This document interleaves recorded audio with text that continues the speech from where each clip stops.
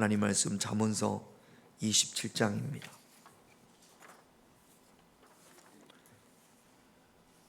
잠언서 27장 21절.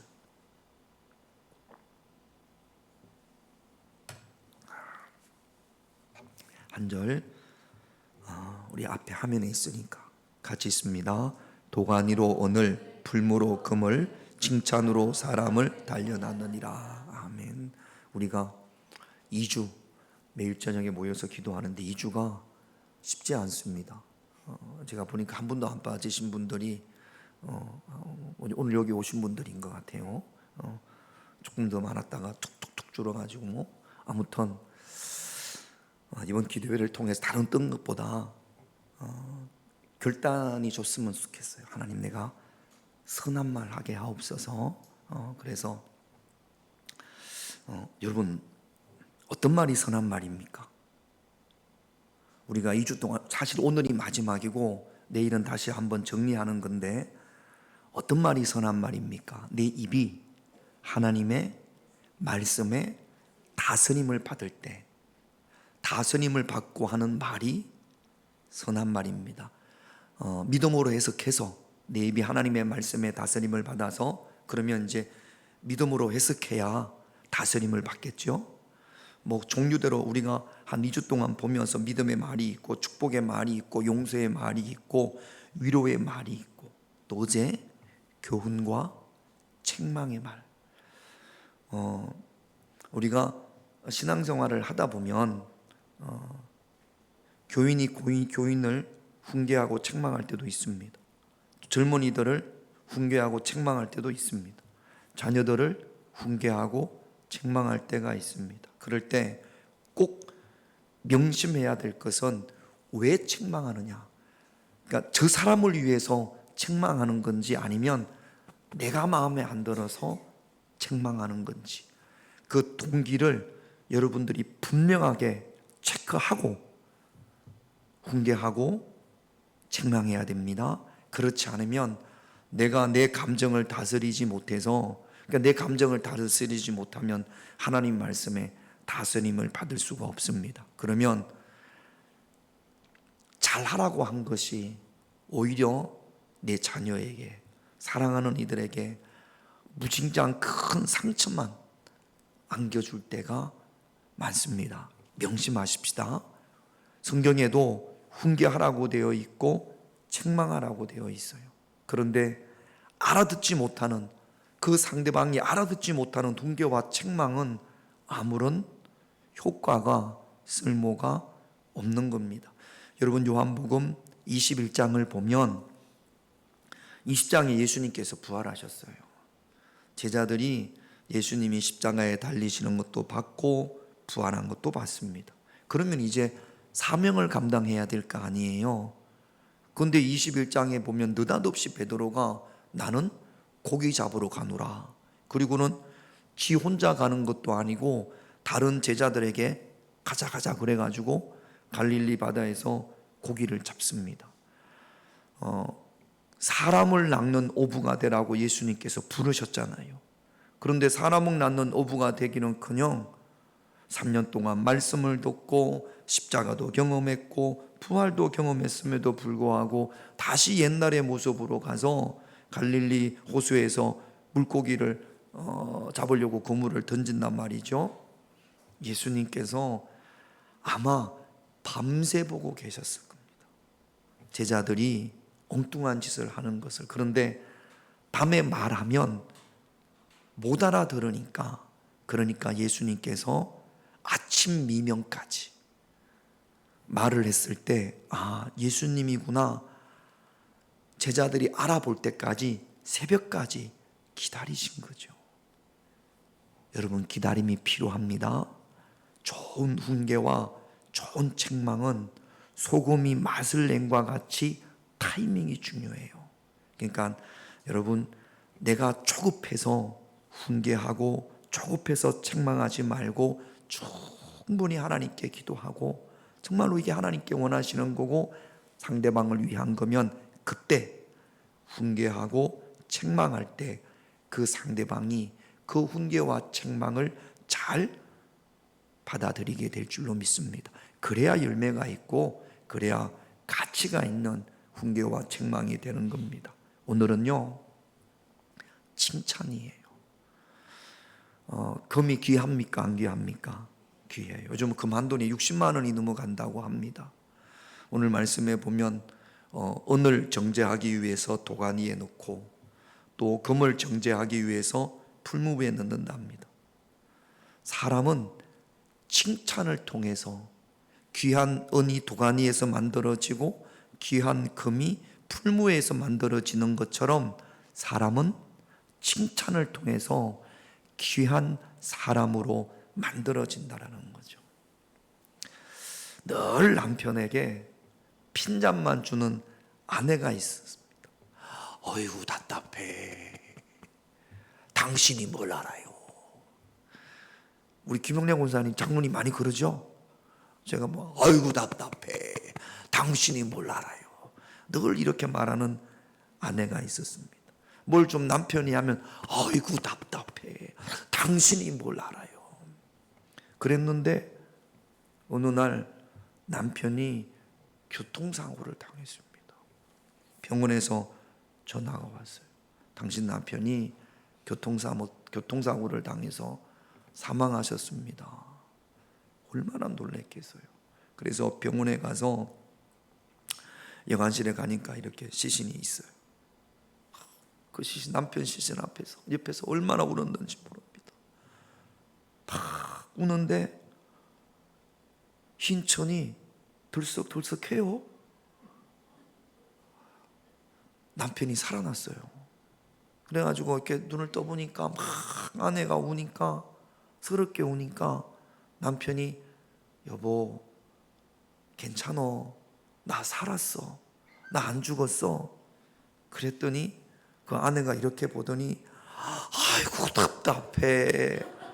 당신이 뭘 알아요? 의사가 죽었다는데 아이고 답답해. 그러더라는 겁니다. 뭐 설마 그런 일이 있겠습니까만 이게 습관이에요. 늘 핀잔을 주는 거. 남편이 무슨 말을 하면 아이고 그래요, 그렇지요, 그럴 수 있지요. 이게 습관이 돼야 되는데 아우 답답해. 당신이 뭘 알아요? 아내가 뭘 하면 아우 답답해. 당신이 뭘 알아? 이게 습관이란 말이죠. 이런 습관이 바뀌어야 된단 말이죠. 칭찬이라는 것은 긍정해 주는 겁니다. 인정해 주는 겁니다. 맞아요, 당신 말이. 이게 칭찬이에요. 성공한 사람들은요, 어떤 그들의 가치관 또는 말투가 그렇답니다. 아우, 이만큼이나 했네? 라고 이야기를 하고, 주로 실패한 사람들은 아직 이거밖에 못했네? 그렇게 이야기를 한답니다. 성공한 사람들의 말투를 이렇게 찾아보면 10가지 정도 이렇게 정리한 걸 제가 봤는데, 성취를 한답니다. 그래, 나는 꼭 할 거야. 꼭 이룰 거야. 나는 앞으로 꼭 선한 말만 할 거야. 이게 성취를 다짐하는 거예요. 아이고, 그런다고 돼? 이런 사람들은 실패한답니다. 그래, 할 수 있어. 선한 말 해보자. 선한 말이 내 입에 습관이 되게 하자. 성취를 다짐하는 사람들, 이런 사람들이 성공하는 사람들의 말투라고 합니다.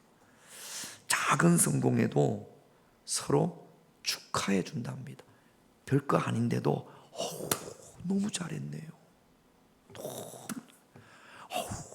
너무 잘하시네. 작은 거 실패했는데, 누구 봐도 실패했는데 칭찬할 수 없잖아요. 작은 거에도 서로 축하해 주는, 그러니까 성공한 그룹들의 그 말투가 그렇답니다. 작은 거에도 축하해 주고, 실패를 나무라기보다는, 못한 것을 나무라기보다는 잘한 것을 인정해 준답니다. 화를 내기보다는 재미있는 말, 유머, 웃긴 말을 잘한다고 그러죠. 참 화내고 짜증내기보다는 저 사람한테 가면 너무 즐겁게 잘 웃고 재미있는 말도 잘하고,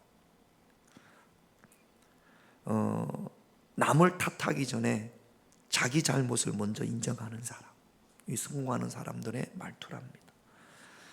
여섯 번째로 늘 상대방의 장점에 초점을 맞춘다라는 거죠. 저 사람은 뭘 못해, 저 사람은 뭘 못해, 저 사람은 뭘 못해, 이렇게 하지 않고 저 사람은 요게 장점이고, 저 사람은 요게 장점이고, 이 사람은 요게 장점이고, 어디를 가도, 식당에 가도 여기는 뭐가 맛없고 김치가 맛없고, 여기는 또 무말랭이가 맛없고, 여기는 또 된장이 맛없고, 그러지 않고 여기는 단무지가 맛있고 여기는 물이 맛있고, 그러니까 늘 장점을 보려고 한다는 거예요. 여기 성공하는 사람들의 말투랍니다. 여러분들은 어떠십니까? 또 일곱 번째로 부정문보다는 긍정문으로, 괜찮다, 잘했다, 좋다. 여덟 번째는 상대방을 신나게 호칭한답니다. 재미있게, 상대방이 기분이 좋게, 그렇게 호칭한다는 거예요. 좀 오래된 이야기입니다. 제가 한 15년, 20년 전에 농협에 갔다가 오래간만에 같이 학교 다녔던 여자 후배를 만났어요. 오, 선배님 여기 사시나 봐요. 그래. 근데 이 친구가 한다는 말이, 아이고 선배님 목회가 어려우신 모양이에요. 얼굴이 이렇게 사갔어요. 아니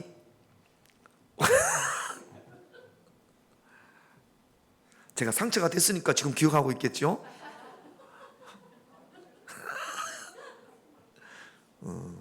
그렇게 말을 했어요. 지금도 이름이 기억이 안 나네. 지는 얼마나 잘 살아 모르겠네.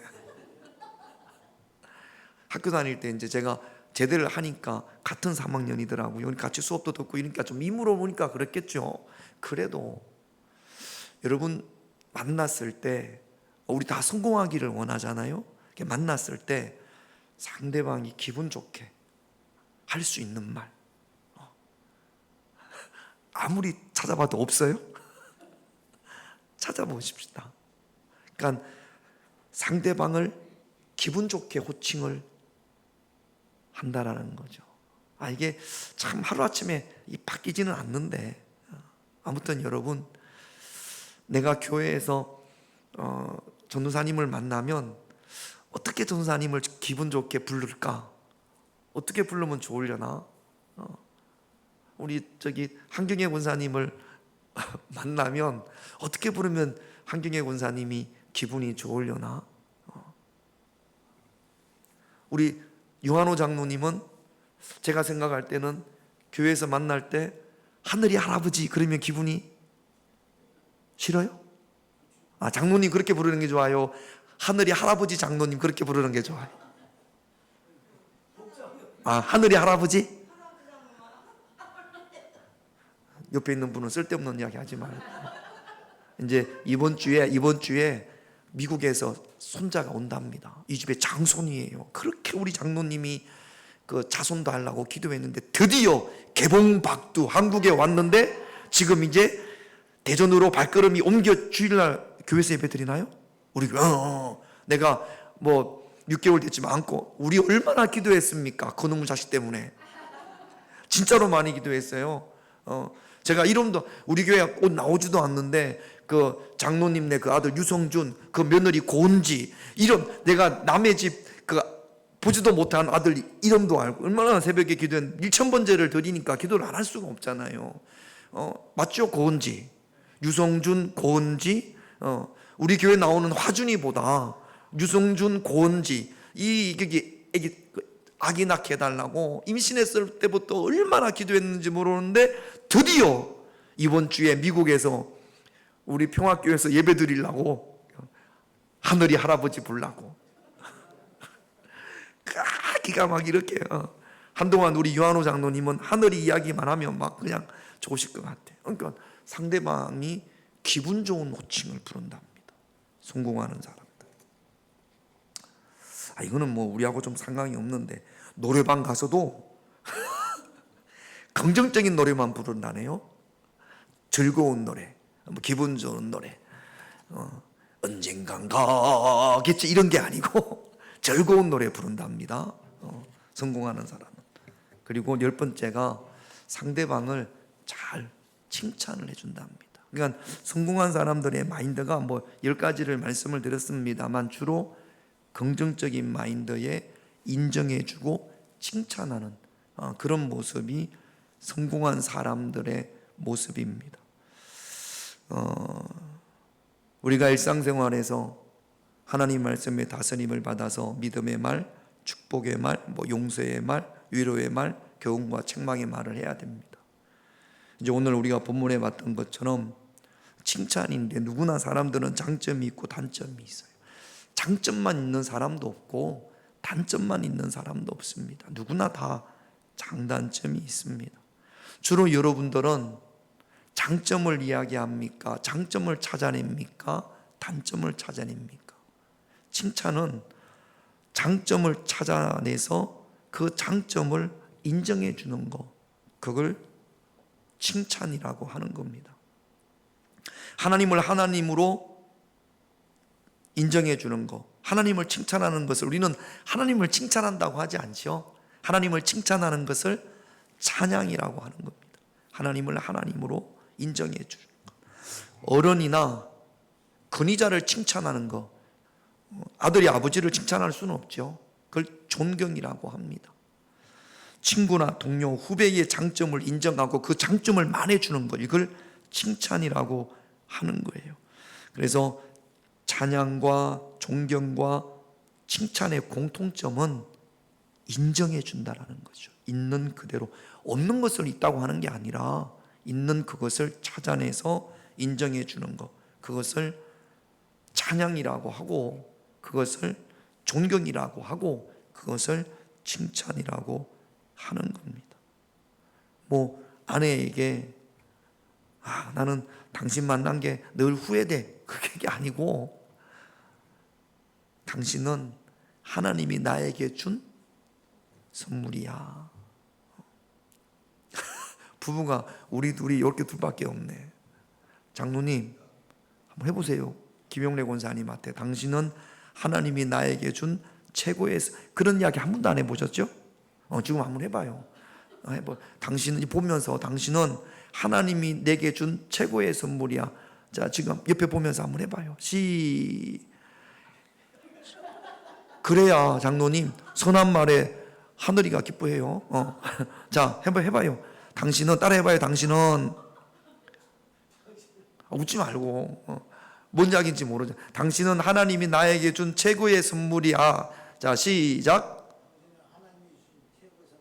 그래요. 억지로 하는 거 아니죠? 자, 금사님도 한번 해봐요.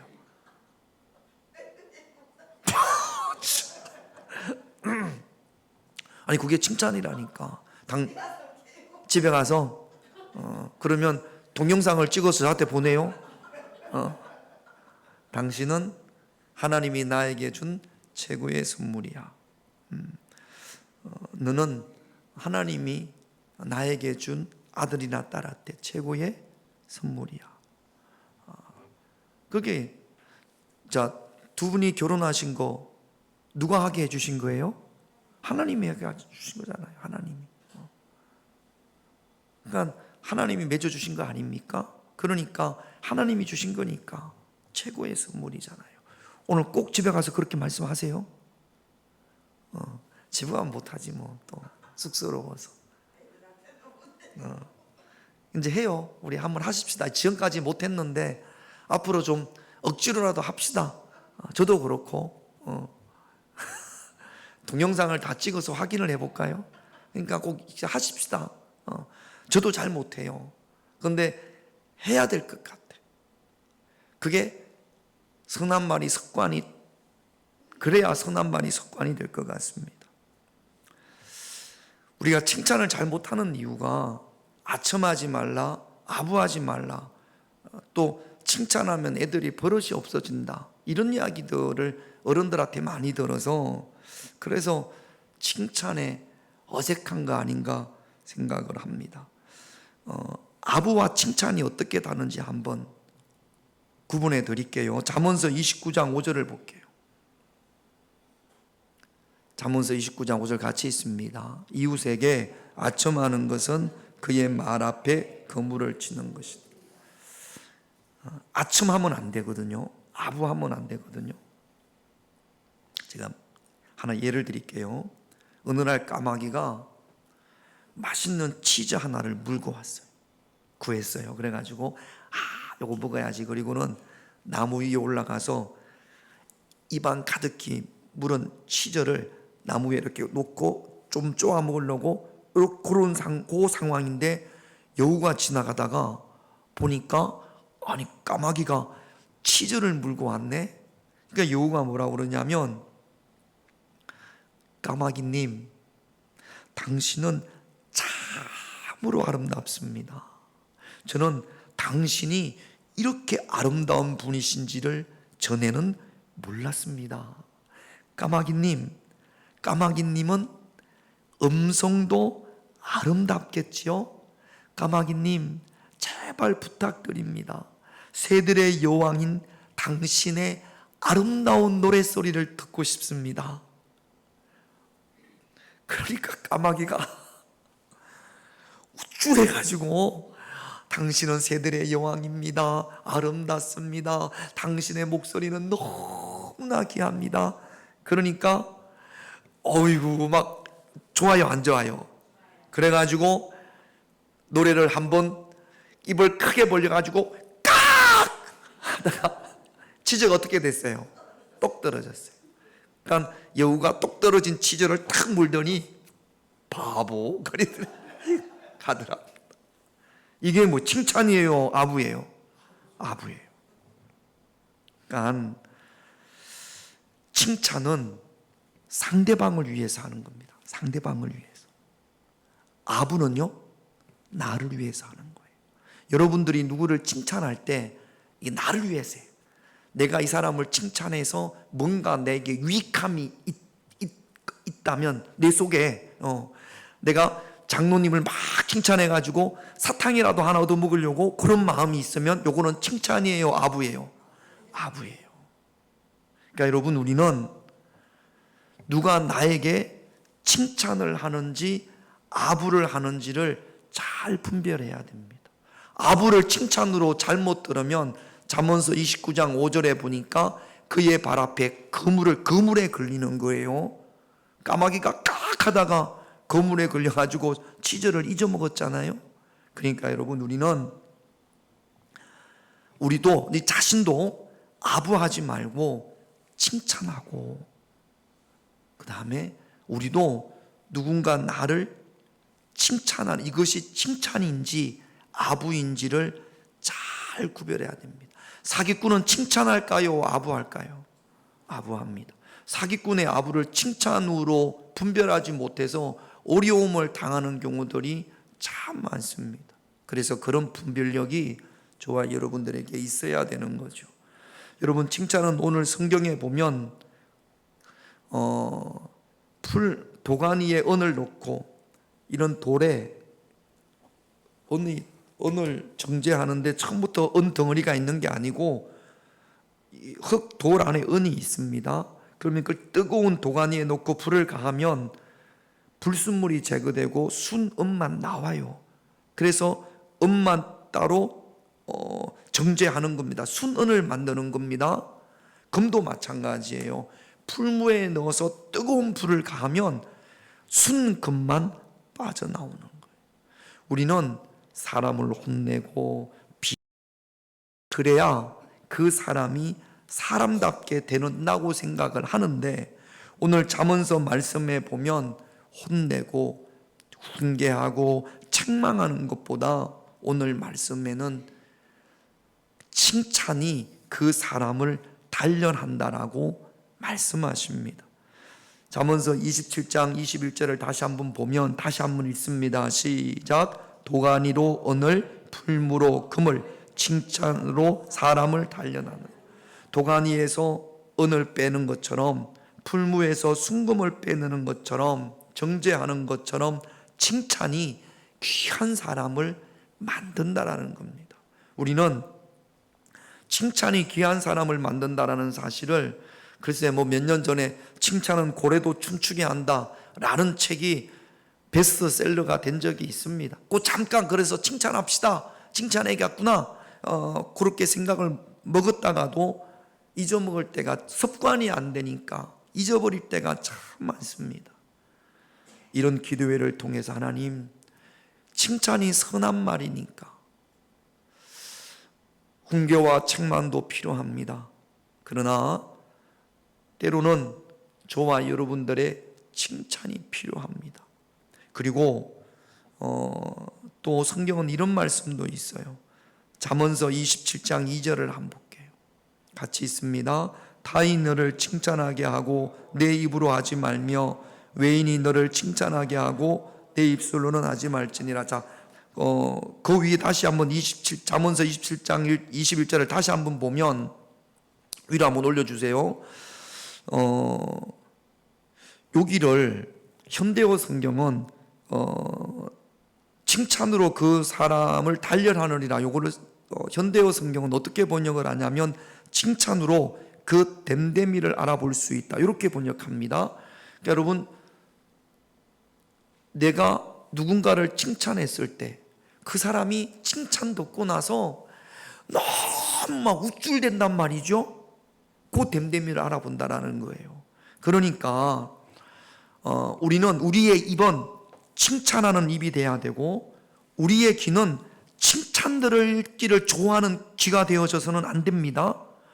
나는 칭찬하는 입이 돼야 되고, 내 귀는 훈계와 책망을 달게 듣는 귀가 돼야 돼요. 그래야 믿음 생활에도 성공할 수 있고 세상에서도 성공할 수 있습니다. 거꾸로 내 입은 훈계와 책망하기를 즐겨하고 내 귀는 칭찬 듣기를 즐겨해요.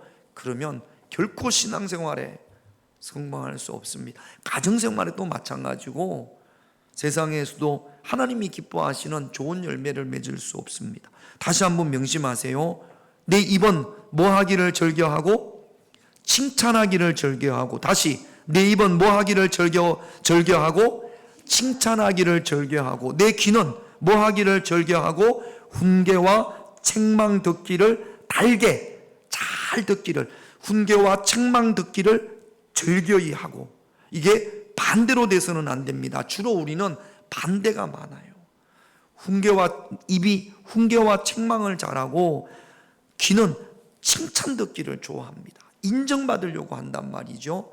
그래서는 안 됩니다.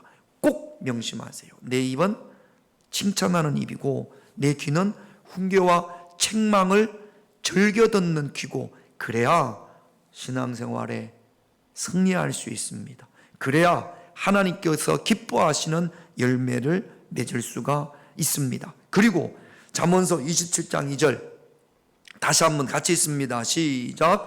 타인이 너를 칭찬하게 하고 내 입으로는 하지 말며 외인이 너를 칭찬하게 하고 내 입술로는 하지 말지니라. 내가 나를 칭찬하는 걸 뭐라고 그래요? 제가 여러분들 앞에서, 여러분 저는 얼굴이 참 잘생겼죠? 이걸 뭐라고 그러죠? 자랑이라고 하는 거지. 아유, 저는 제가 뭐가 있을까? 저는 키가 딱 알맞지요? 내가 내 자랑하는 거, 내가 나에게 다른 사람들 앞에서 내가 나를 칭찬하는 거, 요거를 자랑이라고 하는 거. 타인이 너를 칭찬하게 하고 내 입으로 자기를 칭찬하지 말랍니다. 자랑하지 말랍니다. 여러분, 다시 한번 말씀을 드립니다. 내 입은 칭찬하는 입, 내 귀는 훈계와 책망을 듣는 귀, 그것이 우리가 선한 말이 내 입에 습관이 되게 하는 겁니다. 그래서 사람들이 여러분들을 칭찬할 때, 이건 뭐 같은 교인이 아니라 예수 믿지 않는 사람들도 여러분들을 칭찬할 때 우리 하나님께서 기뻐하실 줄로 믿습니다. 그러니까 우리 귀는 칭찬에 목마른 귀가 돼서는 안 됩니다. 막 칭찬 들으려고 인정받으려고 그렇게 해서는 안 됩니다. 그러면 결코 신앙생활에서 승리할 수 없어요. 내 입이 칭찬하는 입이 돼야 되고 내 귀는 훈계와 책망을 달게 듣는 그런 귀가 되어져야 합니다. 그래서 오늘 기도할 때 하나님, 내가 칭찬하는 입이 되게 하옵소서. 그러면서 내가 칭찬해야 될 사람, 그동안 마땅히 칭찬을 해야 됨에도 불구하고 아부가 아닙니다. 칭찬입니다. 있는 그대로 내 가장 가까이 있는 사람들을 한번 여러분들이 기도하면서 내가 그 사람은 그렇게 칭찬하고 그 사람의 장점이 뭔지, 이것도 지혜잖아요. 이 지혜가 없으면 그 사람의 장점이 보이지를 않습니다. 하나님 앞에 지혜를 달라고 기도해서 저 사람의 장점은 이거구나, 저 사람의 장점은 이거구나. 그리고 그동안 우리가 너무 쉽게 봤던 단점에서는 눈이 가려지고 장점이 크게 보이고 그 장점을 인정해주는 칭찬하는 말이 저와 여러분들의 입에 습관이 되기를 오늘 이 밤에 기도하기를 원합니다. 그리고 어제와 말씀을 연결해서 내 귀는 훈계와 책망을 달게 듣는 그런 귀가 되게 하옵소서. 그러면 여러분들은 반드시 신앙생활에 승리하고 선한 말의 열매를 여러분들이 경험하게 될 줄로 믿습니다.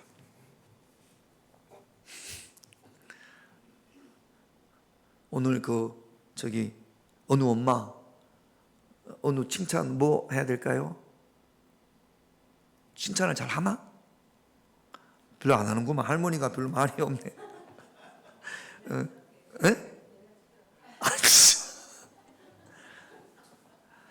권사님, 선한 말 하라고 그랬잖아요. 그 맨날 두드려 팼나 그게 선한 말. 딸 뭐 칭찬할 거예요? 본이 할머니가 딸을 칭찬을 잘 안 하는구만. 착해요? 아이고, 막 억지로 막 만들어내라고. 그만큼 우리가 칭찬이 습관이 안 돼 있어서, 자, 오늘 집에 가면 할머니는 딸에게, 딸은 아들에게 그렇게 칭찬을 하십시다. 너는 하나님이 나에게 준 최고의 딸이야. 그렇게 뭐 있잖아요. 너는 하나님이 내게 준 최고의 아들이야. 어느 엄마 맞습니까? 어느가 최고의 선물 맞나요? 그거를 말로 표현을 하자고. 쟤도 다 듣거든. 뒤에서 안 듣는 것 같아도 다 듣고 집에 가면 이제 내가 하나님이 준 최고의 선물인데 엄마는 나한테 왜 이렇게 하냐고 또 이제 그렇게 하겠지.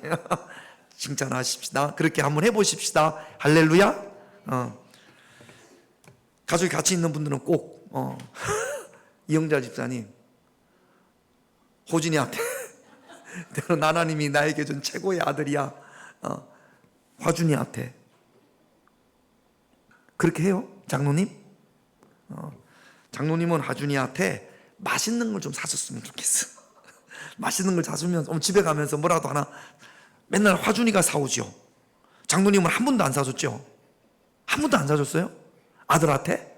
미국에서 가져온 10년 가까이 됐는데 한 번도 안 사줬어? 그러면 안 되지. 화준이 뭘 좋아해요? 뭘 좋아하는지도 모르는구나. 그럼 가시면서 여기 가서 카드 가져오셨어요? 가지고 다니세요? 카드? 뭘 목사님도 불러요. 요즘에 김영래 권사님이 계시는데 가서 여기 가다가 치킨 하나 해서 화준이한테, 아니 교회에서 기도회를 2주 동안 했는데 그러면 우리 아버지가 좀 변해야 되잖아요. 그래요, 안 그래요, 장로님? 치킨 하나 사서 꼭 그렇게 하십시다. 오늘 가시면서 치킨 하나 시켜서 너는 하나님이 나에게 준 최고의 선물이야. 장로님 꼭 그렇게 해야 돼요.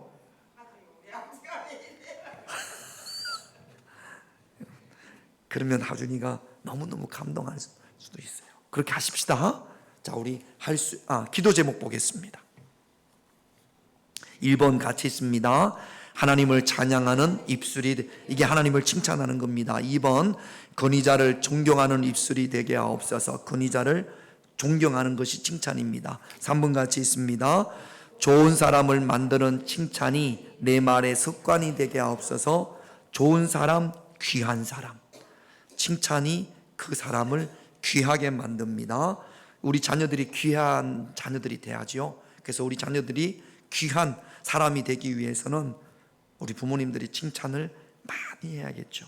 우리 할 수 있다 하신 이는 찬양하고 이 세 가지 기도 제목 가지고 우리 함께 기도하다가 자유롭게 돌아가시겠습니다.